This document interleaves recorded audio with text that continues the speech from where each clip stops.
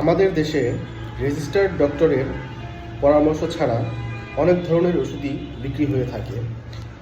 এর মধ্যে সবথেকে ক্ষতি যে ওষুধটি বিক্রির জন্য হয়ে থাকে সেটি হচ্ছে অ্যান্টিবায়োটিক।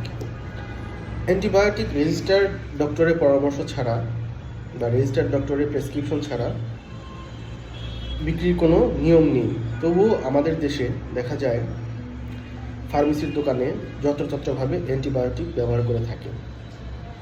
এই যে অ্যান্টিবায়োটিক যত্রতত্রভাবে ব্যবহার করা হয়ে থাকে, যেটা আপনি বা আপনার বাচ্চাকে খাওয়াচ্ছেন, সেজন্য অনেক বড় বড় সমস্যা দেখা দিবে ভবিষ্যতে। অলরেডি দেখা দেওয়া শুরু করে দিয়েছে। যেমন সামান্য ঠান্ডা কাশিতেই আমরা ফার্মেসির দোকানে যাই এবং সেখানে গেলেই আমাদের একটি অ্যান্টিবায়োটিক ধরিয়ে দেয়, কিন্তু ম্যাক্সিমাম ক্ষেত্রে দেখা যায় যে অ্যান্টিবায়োটিকের প্রয়োজন নেই। তো অ্যান্টিবায়োটিকটা যে দিচ্ছে সেটা নির্দিষ্ট ডোজে এবং কতদিন পর্যন্ত খেতে হবে সে ব্যাপারে কোনো নির্দেশনা দিচ্ছে না। একটা অ্যান্টিবায়োটিক আপনি কেন খাবেন? অ্যান্টিবায়োটিক আপনি তখনই খাবেন যখন আপনার শরীর কোনো ধরনের অণুজীব বা ব্যাকটেরিয়া দিয়ে আক্রান্ত হয়ে থাকবে। যখন আপনার শরীর ব্যাকটেরিয়া দিয়ে আক্রান্ত হবে তখন আপনার কিছু উপসর্গ দেখা দিবে এবং আপনি একজন রেজিস্টার্ড চিকিৎসকের কাছে যাবেন।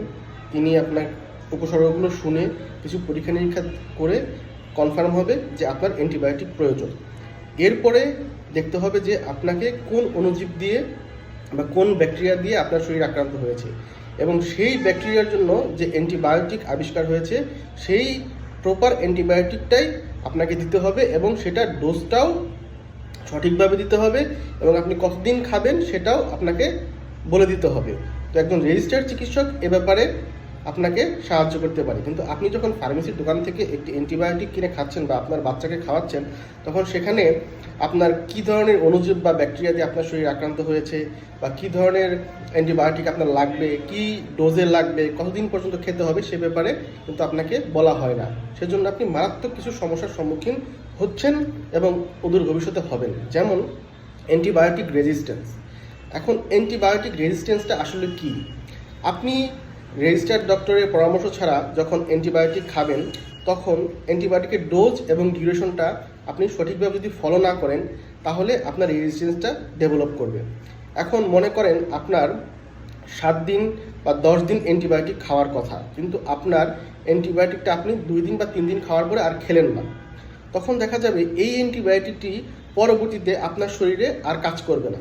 সেক্ষেত্রে কিন্তু আপনার জন্য এই অ্যান্টিবায়োটিকটি পরবর্তীতে যদি কোনো ব্যাকটেরিয়াতে আক্রান্ত হয়ে থাকেন, ওই ব্যাকটেরিয়ার জন্য যে অ্যান্টিবায়োটিকটি সেই অ্যান্টিবায়োটিকটি আপনার শরীরে আর কাজ করবে না এবং আপনি কিন্তু ওই রোগ থেকে ভালো হওয়া আপনার জন্য অনেক কঠিন একটা ব্যাপার হয়ে যাবে। ইভেন এমনও দেখা যাবে যে যদি এইভাবে অ্যান্টিবায়োটিকের মিসইউজ হতে থাকে তাহলে অদূর ভবিষ্যতে সামান্য ঠান্ডা কাশিতেই আমরা মারা যাচ্ছি বা আমাদের ছেলেপেলেরা মারা যাচ্ছে।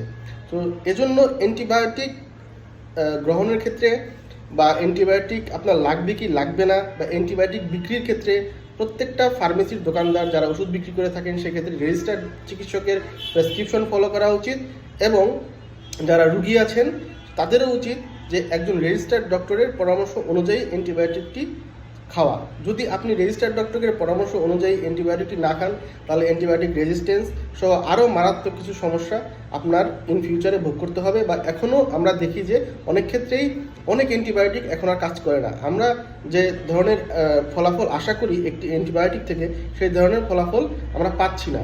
পরবর্তীতে ওই রোগীর হিস্ট্রি নিয়ে দেখা যায় যে সে এর আগে এই অ্যান্টিবায়োটিকটি খেয়েছে কিন্তু ডোজ কমপ্লিট করেনি, বা এই অ্যান্টিবায়োটিক খেয়েছে তাকে হয়তো বা কোনো রেজিস্টার্ড ডক্টর প্রেসক্রিপশন করেনি, সে ফার্মেসির দোকান থেকে খেয়েছে। সো এখনই আপনাদেরকে এই ব্যাপারে খুব ভালোভাবে সতর্ক হতে হবে এবং যারা ওষুধ বিক্রি করেন তাদের এ ব্যাপারে একটা সীমাবদ্ধতা নিয়ে আসতে হবে।